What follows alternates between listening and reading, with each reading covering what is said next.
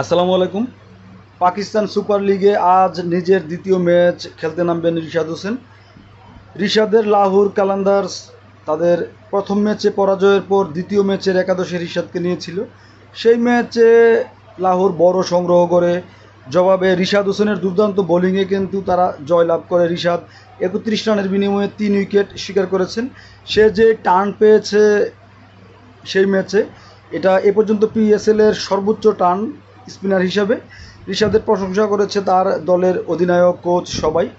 রিশাদকে bowler হিসেবে গণ্য করা হলেও আমি মনে করি রিশাদের যে ব্যাটিং এবিলিটি আছে সেটা সে দেখাতে সক্ষম হবে পিএসএলে।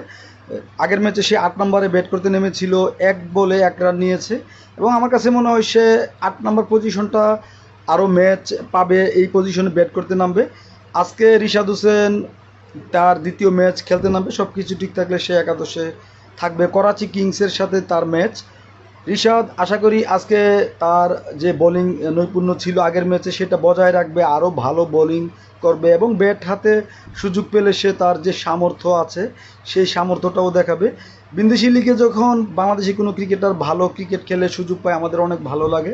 রিশাদ তার অভিষেক ম্যাচটা দারুণ করেছেন পিএসএলে এবং আশা করি আজকে একাদশে সুযোগ পেলে সে তার সেরা ক্রিকেট খেলে দলের জয়ে অবদান রাখবে।